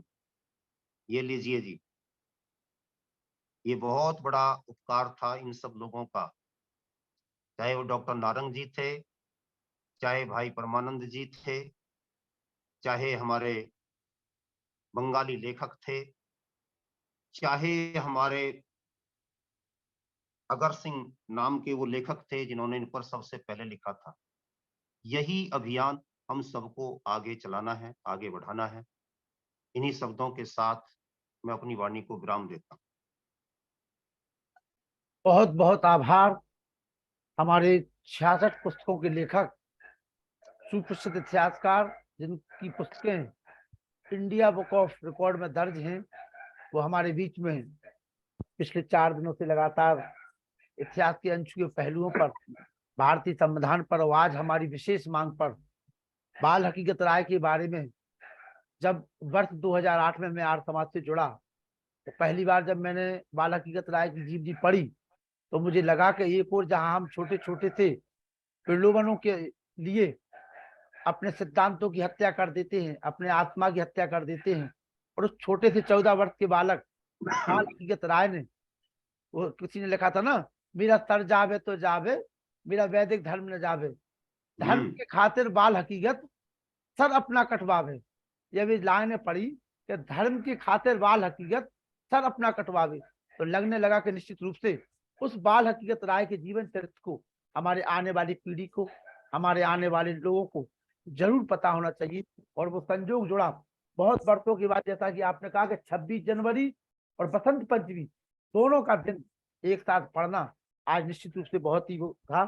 और अभी अभी आज शाम को हम लोगों ने एक कार्यक्रम भी बसंत पंचमी के अवसर पर, हमारे बीच में एक शिक्षिका है, उनके बेटे का 2 साल होने के बाद एक अक्षर आरंभ संस्कार यज्ञ के द्वारा आज शाम को किया। उस पर भी मुनि पुरुषोत्तम वानप्रस्थ जी ने उस पर चर्चा की थी। और भारत को समझो अभियान के अंतर्गत हम लोगों का उद्देश्य है कि इतिहास के उन अनछुए पहलुओं को लोगों के सामने लाएं। इसलिए इस अभियान को हमें पूरे विश्व में फैलाना है। जो व्यक्ति जिस प्रकार का अपना सहयोग करके, अपना धर्म समझ करके इस अभियान से जुड़ना चाहता है, उसका सहर्ष स्वागत है, वंदन है, अभिनंदन है। मैं निवेदन करूंगा हमारे बड़े भाई सम्मानित श्री हाकम सिंह जी से कि आए और 2 शब्द कहें। सम्मानित हाकम। हाँ जी, नमस्ते। नमस्ते जी, नमस्ते जी। मैं तो अभी ट्रेन में हूँ जी। तो बस मैं तो ऐसा निवेदन करूंगा कि बाकी सम्मानित बंधुओं को आप अवसर दें। जी जी जी। डॉक्टर राकेश आर जी का तो वही बहुत चिंतन जबरदस्त है इतिहास के मामले में। और बाल हकीकत राय की घटना, उन्होंने 14 वर्ष के बच्चे की सुना के दिल को जरा झकझोर दिया है। जी जी जी। और ट्रेन में हूँ इसलिए मैं ज्यादा बात नहीं करूंगा। कोई बात नहीं, कोई बात नहीं, मैं सुनूंगा जरूर। ठीक, ओके ओके। जगदीश पारा सर जी आइए। जी, ललितपुर से जगदीश पारा सर। भारत को समृद्ध कार्यक्रम के जो है संयोजक श्री लखनलाल जी आर्य है, इन्होंने कल जो है अपने बहुत ही बढ़िया कर्पूरी जो है ठाकुर की जयंती के अवसर बहुत बढ़िया संचालन किया। तो बढ़िया आईटी ने भी बहुत बढ़िया योगदान दिया है, इसके लिए बहुत ही बधाई के पात्र हैं। बहुत अच्छा लगा कार्यक्रम जो है। अब जो है ये अपने विद्वान समीक्षक कार्यक्रम के विद्वान समीक्षक डॉक्टर जो है व्यास जी शास्त्री, बहन भैया आर्या और क्रांति चंद्रकांता जी क्रांति है, अपने इसके राष्ट्रीय उपाध्यक्ष है, भारत को समझो कार्यक्रम के जो है समापन करता ये अपने वेद प्रकाश जी शर्मा और उनके पुत्र रेहान शर्मा जो समापन करता हूँ, साथ ही 5 वालों की बहुत बहुत बधाई के पात्र हैं। डॉक्टर राकेश कुमार जी ने जो है बहुत ही बढ़िया जो है ऐसी ऐसी चीजें बताई जो दुर्लभ है और लोगों को जानकारी में नहीं थी। आज ही के दिन 26 जनवरी 1950 को भारत के संविधान का निर्माण हुआ और उसको प्रभावी हुआ, जिसमें 395 अनुच्छेद हैं, जिसके संबंध में डॉक्टर साहब ने बहुत विशेष रूप से प्रत्येक का एक का वर्णन किया था। आज ही के दिन बसंत उत्सव है, 26 जनवरी भी है गणतंत्र दिवस, और आज ही वीर हकीकत राय का जो है बलिदान दिवस भी है। बाल जो है वीर हकीकत राय की बलिदान दिवस से ऐसी बताई तो दिल को झकझोर गई है। उनको इस प्रकार की घटनाओं से महसूस होता है कि भारत को स्वतंत्र होने के लिए कितने बलिदानों ने जो अपने बलिदान दिया व्यक्ति ने, उसके बाद स्वतंत्रता जो है प्राप्त की। ऐसी स्वतंत्रता को कायम रखने के लिए हम सबको भी जो है अपने इस प्रकार का बहुत ही ध्यान देना चाहिए और अपने देश के प्रति, राष्ट्र के प्रति, जैसा कि हमारे लखनलाल जी कर रहे हैं, उसको अपने करना चाहिए। बहुत बहुत धन्यवाद, आभार। गोविंद यादव, बानोली, ललितपुर। जी, सम्माननीय संयोजक महोदय जी और सम्माननीय डॉक्टर साहब का तो जवाब ही नहीं है। ये आप जब आपने हल्का खांसा तो डॉक्टर साहब को लगा कि आप चाह रहे कि अब ब्राह्म दे, तो डॉक्टर साहब ने तुरंत आपको टोका कि बस मैं ब्राह्म ही करने जा रहा हूँ। तो सच्चाई तो है कि डॉक्टर साहब को सुनाने का मन लगता है, हमें सुनने का मन लगता है, लेकिन डॉक्टर साहब को कल भी हमने एक एक्सटेंशन दे दिया, कल भी व्याख्यान रहेगा डॉक्टर साहब का। जी कल भी व्याख्यान है डॉक्टर साहब का। जी। और हमारे यहाँ आर्य समाज में एक बहुत मंची जो मर्यादा रहती है, और हम लोग समय का कभी भी अतिक्रमण नहीं करते हैं, एक बात बता दें आपको। तो थोड़ा सा वो रहता है, और हम लोग जैसे ही विद्वान वही होते हैं जो समय की महत्ता को, इशारे को समझ जाते संयोजक की। ये वो थोड़ी है क्या बोलते हैं हमारे ग्वालियर के, क्या बोलते नरोला जी, नरोला जी। हाँ जी लखन जी।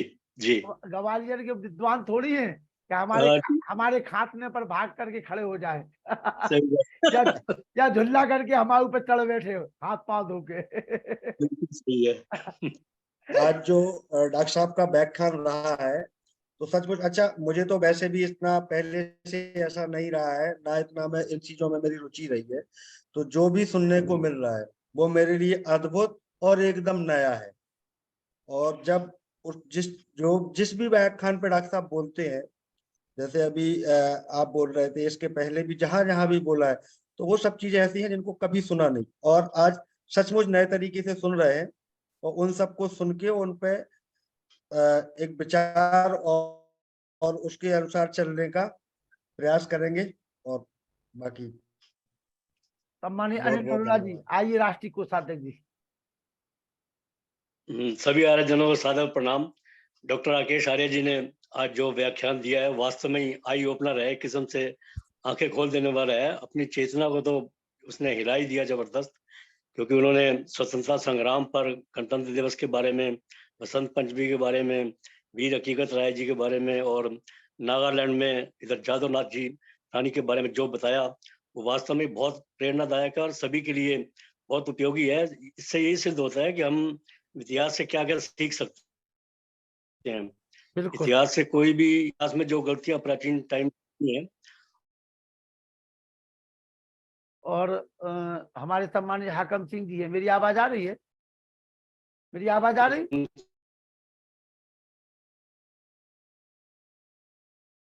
लबी मेरी आवाज आ रही? आह्वान किया है कि भारत समझौते पदाधिकारियों और सभी सदस्यों को जो उन्होंने आह्वान किया है कि हमें सब कुछ ऐसा ही कुछ करना होगा जैसा पहले हुआ है, उससे तभी हमारा अस्तित्व जो है, उसके अस्तित्व का कुछ बिल्कुल। उस इतिहास लेखन के लिए हम कल्याण होगा, तभी हमारा लाभ हो। व्यास नंदन शास्त्री जी को हम जिम्मेदारी देंगे कि वो भारत समझौता अभियान की प्रस्तावना भूमिका उन्हीं से लिखवाएंगे। और हमें अभी हमारे सम्मानित हाकम सिंह जी जो है इंजीनियर साहब, वो सफर में है, वो सफर में है, लेकिन उनको भी हम जो है अपने उत्तर प्रदेश की कमान सौंपेंगे, क्योंकि पूरे देश में उनका आना जाना रहता है और आरएसएस के बहुत बड़े पुराने कार्यकर्ता हैं और हमारे सेवानिवृत्त भी हो गए हैं। इंजीनियर साहब हैं, डीआरडीओ से रिटायरमेंट है, ईदी चच्चा इंटर कॉलेज वो संचालित करते हैं, पूरे देश का भ्रमण करते हैं।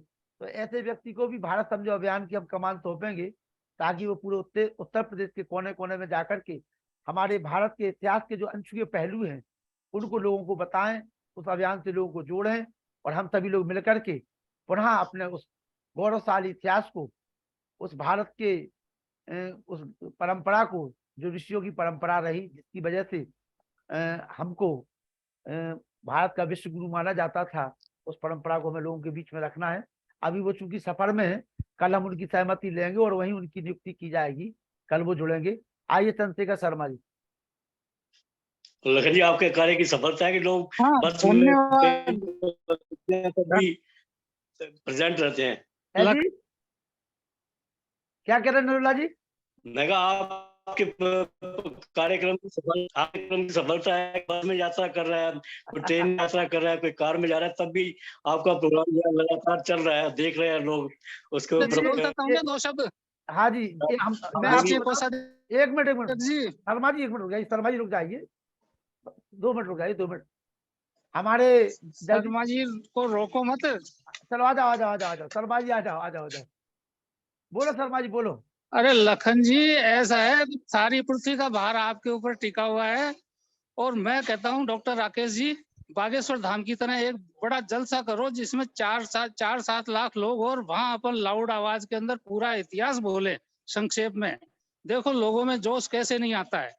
ये अपन जो है 30-36 बैठते हैं यहाँ पे, कभी 40 हो जाते हैं, इससे पार नहीं पड़ेगी हमें, है ना। धरातल का आप हो तो मैं जयपुर के अंदर इंतजाम कर दूं, आओ। जयपुर ठीक है ना। प्रारंभ करिए वहां से जी, बिल्कुल प्रारंभ करिए, यही तो चाहते हैं हम। हाँ, अश्वमेध यज्ञ का घोड़ा जयपुर से ही चला था, कलयुग में दौड़ाइए, जयपुर से चलाओ। मैं चाहता हूँ बड़े भाई, स्वागत है, अब नहीं रोकेंगे हम आपको, दौड़िए, हम आपको चाहते हैं। हाँ। का घोड़ा आदरणीय शर्मा जी ने बहुत अच्छा प्रश्न रखा है। हाँ, मुझे बोलने वाला वक्ता चाहिए। मेरे अंदर अगर बोलने की क्षमता व्यवस्था होती ना, तो काफी कुछ कर लेता। आप निश्चिंत रहे, आपकी पूर्ति होगी सब। आप चिंता नहीं करें, मैं आप केवल थोड़ा सा आप बोलने के अंदर नम्र शर्मा नहीं जी हूँ, लिखने के अंदर जरूर नम्रता है, मेरे बोलने के अंदर नहीं है। कोई बात नहीं शर्मा जी, आप घोड़ा छोड़िए। धन्यवाद, आपने मुझे टाइम दिया। नहीं नहीं नहीं, आप बिल्कुल पूरी व्यवस्था कर हाँ लीजिए। और सुनिए शर्मा जी, राकेश जी का नंबर आपके पास है? राकेश जी का हाँ बिल्कुल है। तो आप एक समय देख लीजिए, अभी ये 15-20 दिन का तो काफी ठंड का समय है, इसको निकल जाने दीजिए। और इसके बाद 12 फरवरी के बाद जो हमारा आदरणीय मोदी जी का जो कार्यक्रम है दिल्ली का, पहले उसको सफल बनाइए। और मोदी जी के कार्यक्रम के बाद जो ऋषि दयानंद का अपना वो कार्यक्रम हो रहा है, उसके बाद फरवरी के बाद यानी कि बोधोत्सव पर्व 20 फरवरी के बाद कभी भी फरवरी मार्च में आप कार्यक्रम बनाइए और वहां से घोड़ा दौड़ाइए। प्रयास किया जाएगा कि यहाँ से भी लोग सारे लोग पहुंचे और एक भव्य और दिव्य कार्यक्रम हो। और जो आप चाहते हैं ना वैसे पूरे पंडाल के तहत कार्यक्रम हो, उसी के लिए तो मैंने ललितपुर में आपको बुलवाया था शर्मा जी। हाँ हाँ, नहीं नहीं, सही है, बिल्कुल। परशुराम जी की जय, यहीं से करेंगे, चिंता मत करो। देखिए चंद्रशेखर शर्मा जी, वेद प्रकाश हमारे बरेली जी उनको आमंत्रित कर ही रहे हैं, प्रेम सत्यबा जी ने उनको बुला लिया है। और ये कार्यक्रम इसीलिए तो चला रहे हैं हम भाई। ये आप मत समझिए कि आप 40 लोग या 50 लोग हैं, नर होना निराश करो मन को। हमें तो आपकी तरह चाहिए घोड़ा दौड़ाने वाला। आप घोड़ा दौड़ाइए और हमारे राकेश जी घोड़े को थामेंगे और पीछे से नरोला जी उस घोड़े के साथ सवारी करेंगे। वेद प्रकाश शर्मा अजी जी तो शेषनाग के अवतार तो आप ही हो लखन जी, आपके ऊपर टिकी हुई है हमारी सारी। हाँ हमारे आधार तो हमारे हाकम सिंह जी हैं, वेद प्रकाश शर्मा जी हैं, जगदीश पारासर जी हैं, नरोला जी हैं, गोविंद जी हैं, बलराम जी हैं, ये हमारे भाई नाम आधार से हैं तो भाई। आप हो, आपको नहीं छोड़ना, ये जाएंगे तो आधार हम तो पकड़ के रखना है। अगर ये लोग खिसक हाँ जाएंगे तो हम तो नीचे चले जाएंगे। हमारे आधार तो ये है भाई। चलिए, हमारे दूसरे आधार राष्ट्रीय उपाध्यक्ष वेद प्रकाश शर्मा जी बरेली में कार्यक्रम उसके की पहले बहुत बहुत हार्दिक शुभकामनाएं, है ना। माता सरस्वती सबको सद्बुद्धि दे और सबको ऐसी प्रेरणा कि हम आर्य संस्कृति का झंडा प्राचीन काल की तरह फिर पूरे विश्व के अंदर जी मैं एक बात जो कह रहा था शंखनाद जी करके। धन्यवाद शर्मा जी, बहुत बहुत आभार। आपकी भावनाओं का बहुत सम्मान करते हैं। बहुत अच्छी बहुत अच्छी। शर्मा जी ने बहुत अच्छा सुझाव हमें दिया है। निश्चित रूप से उस सुझाव पे हम सभी को खरा उतरना होगा। माननीय प्रेम सचदेवा जी को संरक्षक बनाया जाए। हाँ, प्रेम सचदेवा जी को संरक्षक बना दिया जाए, बिल्कुल नोट कर लिया जाए। प्रेम सचदेवा जी दिल्ली हमारे संरक्षक के रूप में रहेंगे जी। जगदीश पारासर जी जी हाँ जी, मेरी आवाज आ रही? प्रेम आपको बुलाइए जी। है जी, प्रेम सचदेवा जी को बुलाइए। प्रेम सचदेवा जी अभी जुड़े नहीं है, चले गए। अभी चलेगा, कल बुला लेंगे। कल 2 नियुक्ति करना है, एक हाकम सिंह जुड़े थे अभी कुछ दिन। अरे अभी नहीं जुड़े भैया, अच्छा अभी नहीं है, अभी हट गए हैं, कोई बात नहीं, अभी हट गए, कोई बात। अभी कल बात करेंगे हाकम सिंह जी के ऊपर, प्रेम सचदेवा जी के ऊपर। मैं बता दूं, हमारे जगदीश पारासर जी कह रहे थे, लखनलाल जी अभी वो कह रहे थे, प्रेम जगदीश पारासर जी कि ऐसा नशा चढ़ गया हमारे लिए, कभी जीवन में नशा नहीं किया हमने, लेकिन आपके कार्यक्रम का हमें ऐसा नशा चढ़ा है कि हम घड़ी देखते कब 7:45 बजे। बोले मैंने जीवन में कभी कोई नशा ही नहीं किया, आपने पता हमें इतना किला बना दिया है कि हमें ऐसा नशा चढ़ा है आपके कार्यक्रम का कि अगर सुनते रहिए तो मन नहीं लगता, नींद ही नहीं आती है। तो ऐसा नशा महर्षि दयानंद सरस्वती का हमारे ऊपर भी चढ़ा था, और जब वो चढ़ा ना तो हमें भी सोने नहीं देता था। वो एक भूख सी दिल में उठती है, एक दर्द सा दिल में होता है, हम रात को उठकर रोते हैं जब सारा आलम सोता है। महर्षि दयानंद को अगर आप पढ़ दोगे तो आंखों से आंसू नहीं रुकते हैं। उसका व्यक्तित्व, उसका कृतित्व हमें सोने नहीं देता है। और उसी महर्षि दयानंद के जीवन पे बहुत बड़ी व्याख्या हमारे आचार्य प्रभामित्र जी आगामी 31 जनवरी से लेकर के आ रहा हूं। हमने कहा 5 दिन आप लगातार महर्षि दयानंद के ऊपर, आर्य समाज के सिद्धांतों के ऊपर बोलिए, ताकि हमारे सचदेव, हमारे हाकम सिंह जी को, हमारे जगदीश पारा सर जी को, बलराम जी को, गोविंद यादव जी को ये तो पता चले कि ये चित्र जो पीछे लगा रहता है हमेशा, ये कौन है, इतने ऐसा क्या किया कि लखनलाल जी रोते हैं उसके नाम पर। कौन लगते हैं लखनलाल लखन जी? जी आप बिल्कुल सही। लखन जी आप उसी बात को चरितार्थ कर रहे हैं जो हमारे पूर्व राष्ट्रपति एपीजे अब्दुल कलाम जी ने कहा था कि सर सपने वो नहीं होते जो आप दिन में देखते हैं, सपने वो होते हैं जो आपको रात को सोने भी हाँ नहीं जी, हाँ देते। तो आपका वो सिद्धांत है, बड़ा अच्छा कार्य चल रहा है, बहुत ही इसमें पुरुषार्थ होगा और बहुत आगे जाएंगे हम लोग। आइए सम्मानित वेद प्रकाश शर्मा जी।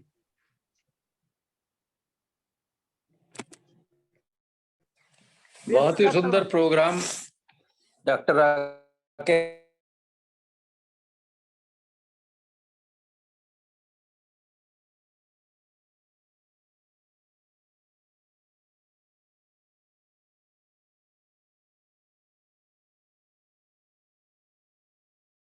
और हो जाए, जैसे सब जाता है तुदी आय कार्य है बद्दा कटियम, तो वैसे ही हम लोग तैयार हो जाए कमर बांध के। तो बहुत बहुत धन्यवाद राकेश जी के लिए।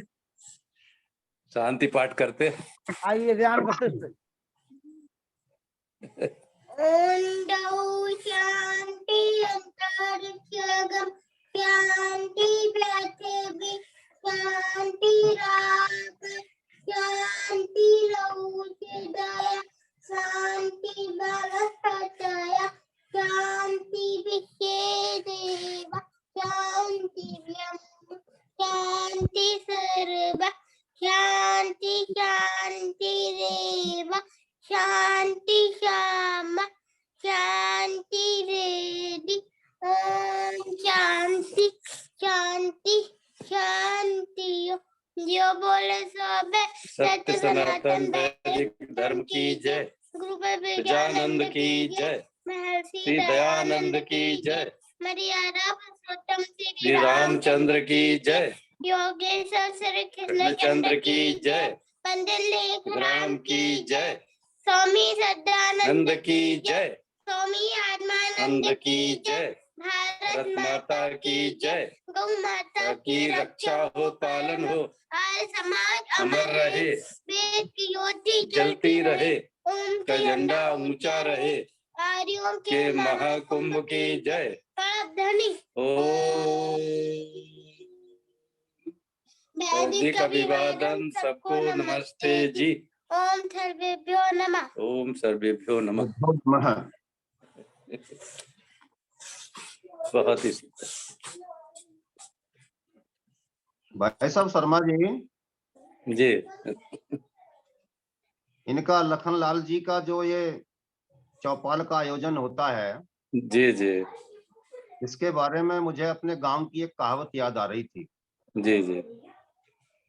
एक बुढ़े थे, उनके पास में पड़ोस का एक लड़का रोज आकर के हुक्का पीने लगा। जी जी।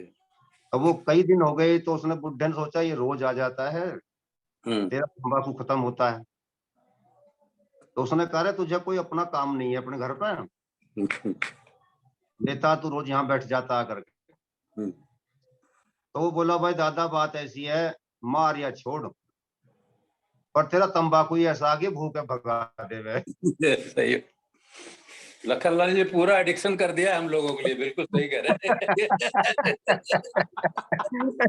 तंबाकू ये चौपाल पे आते ही भूख को भगा देता है। बिल्कुल सही बात है।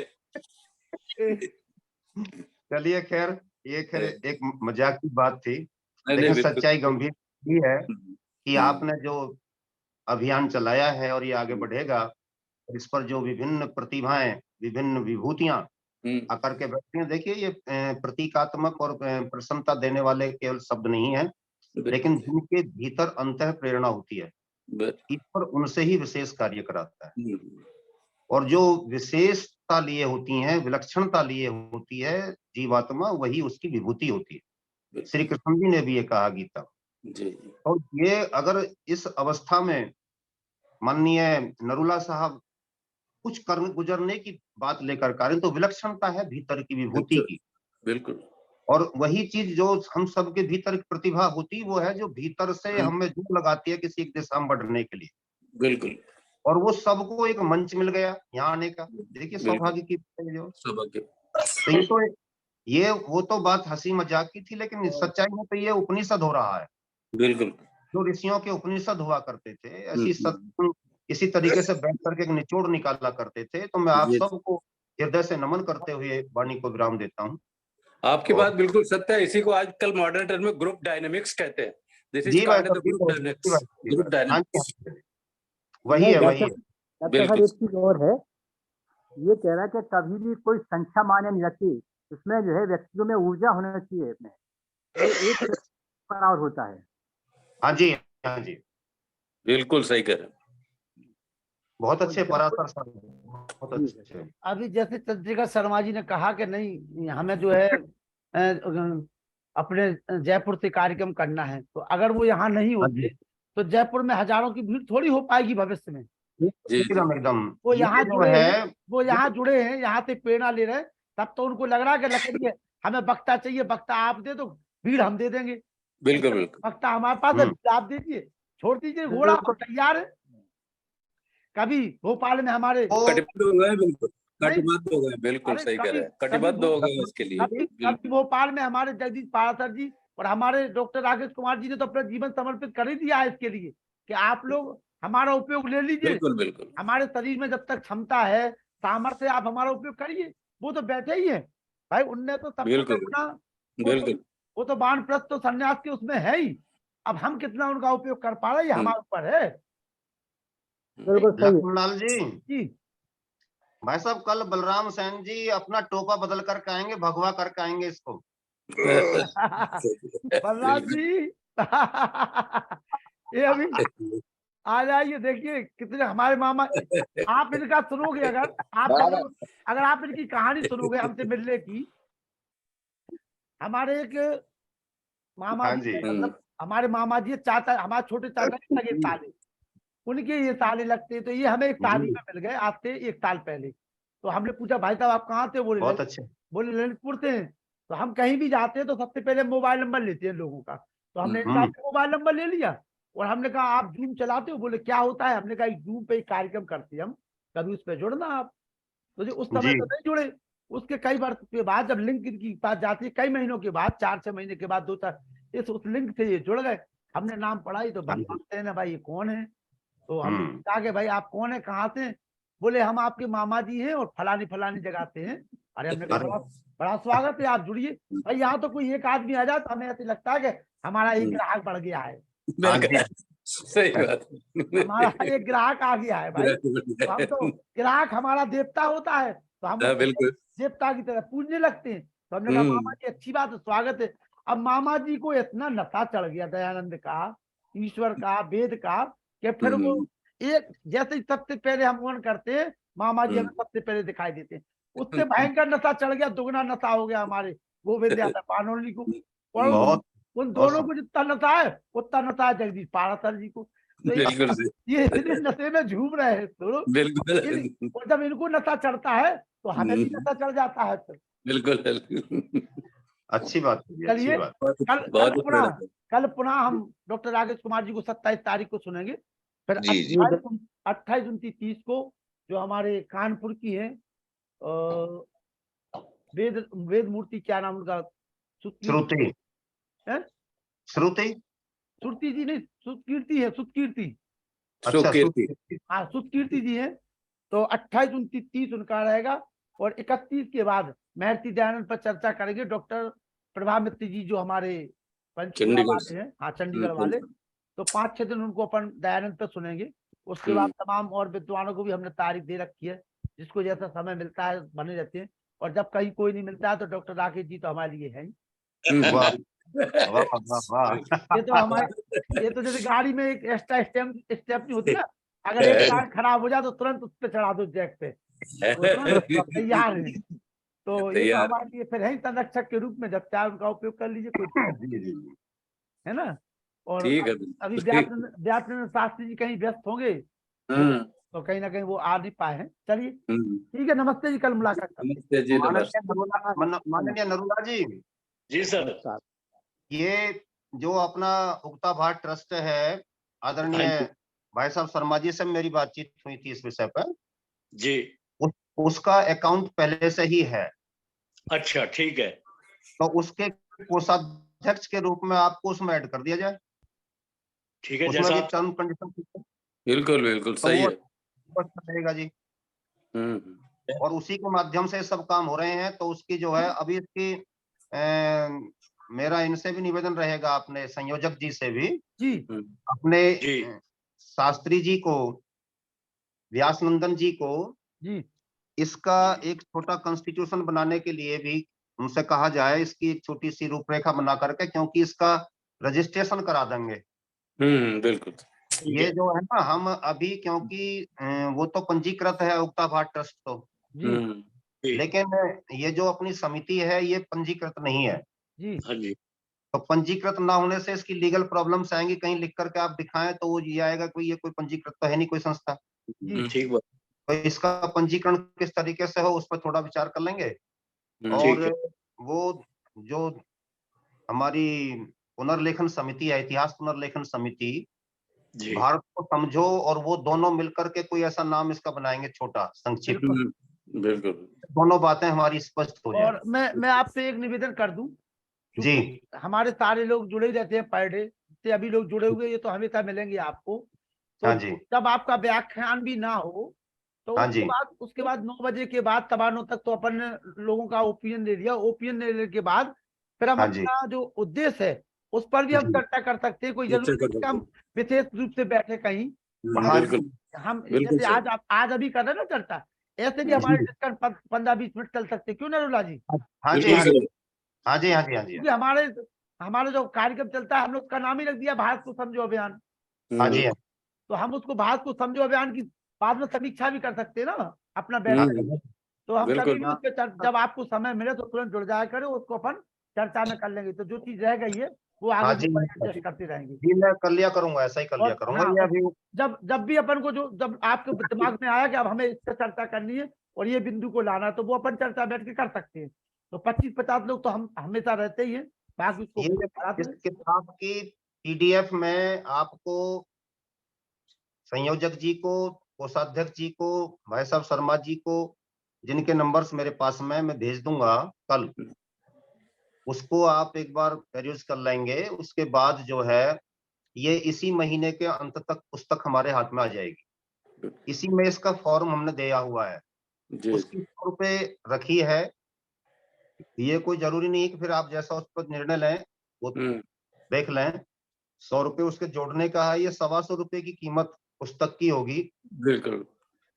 और 125 में भी आप उससे 100 रुपए लें, 100 रुपए लें, तो ये भी हम जो अभी हम कर रहे हैं काम भारत के 50 ऋषियों पर, जिन्होंने वैज्ञानिक दृष्टिकोण से या किसी भी दृष्टिकोण से भारत का, समाज का, दुनिया का नेतृत्व किया। तो ये पैसे हम उसमें ये खाते में जाते रहेंगे बिल्कुल और बिल्कुल उस पुस्तक के छपवाने में इसको खर्च करेंगे। बिल्कुल बिल्कुल करेंगे, बिल्कुल करेंगे, कहीं कोई इसमें वो नहीं है। और बाकी इतना कोई देखिए कहीं किसी जगह का पैसे व्यक्ति आप बताते रहे कब जमा करने हैं ये डॉक्टर सब। साहब, हमारे चाहे गोविंद जी हो में, चाहे नरूला जी हो में, चाहे पारासर जी कोई भी हो, हम लोग अगर 10-10 मेंबर भी अपने मित्रों को, अपने रिश्तेदारों को, अपने अपनों को बनाएंगे तो कोई व्यक्ति 100 रुपए की किताब और 100 रुपए की मेंबरशिप में मना नहीं करेगा।